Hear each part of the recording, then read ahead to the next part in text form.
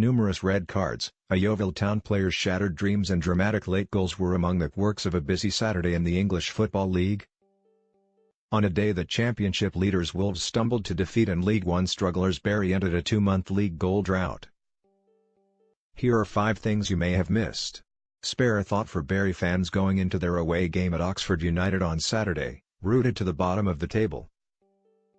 12 points from safety and playing their first match since Monday's sacking of manager Chris Lucketti.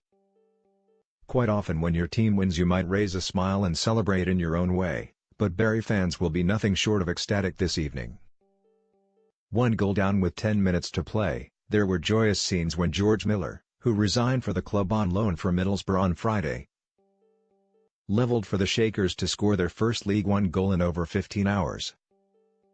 But there was pandemonium when Harry Bunn scored the winner just 3 minutes later and cut the 12-point gap to safety to a slightly better 11 points. It's been a long time since we've won away, but credit to the players. They stuck with the game plan and they knew what we wanted from them, and ultimately it's paid off for us, boss Ryan Lowe told BBC Radio Manchester.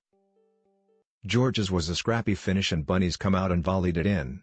I'm delighted with the performance, the goals and the win. It's been an interesting week for Mansfield Town.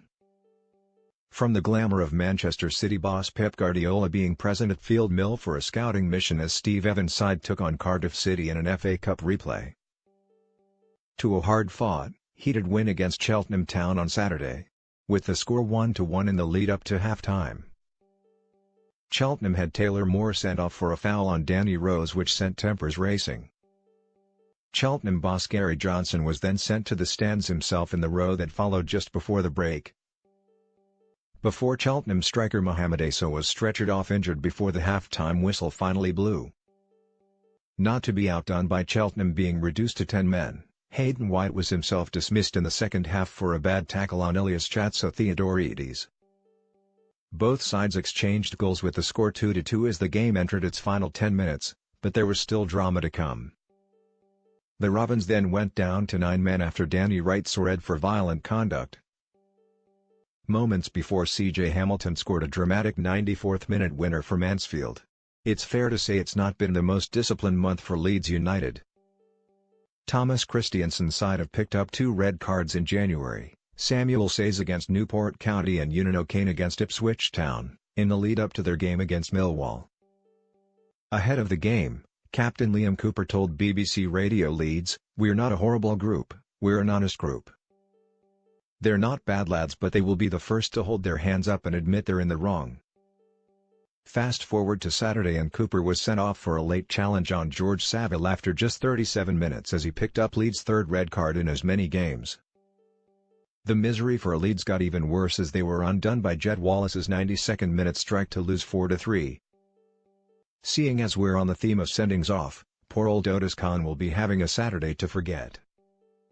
The Yeovil Town forward Otis Khan was sent off for barging the referee as they conceded a 93rd-minute goal in their 2-1 home defeat against Chesterfield. As a result, the former Manchester United trainee and huge Red Devils fan will miss their FA Cup 4th-round tie against Jose Mourinho's side on Friday. What you've got is a broken lad. He's done about 4 or 5 interviews about playing against United, and I'm gutted for the player, Yeovil boss Darren Way told BBC Somerset. The boy is from Manchester, he knows at that time his dreams are shattered, and no matter what, you can't prepare a human being to be able to deal with that. From bad days to good, Scott Hogan will be pleased with his turnaround in form of late at Aston Villa. The forward struck twice within the opening 7 minutes in their 3-1 win against Barnsley. From going 16 games without scoring, Hogan has now scored 4 goals in 3 games for Steve Bruce's side. That's why we brought him and we invested heavily in him. And I'm delighted for him, because there's probably been some times where he's had some dark moments, Bruce told BBC WM 95.6. It just shows you that we're very quick to judge people these days instantly. All of them who were signed last January,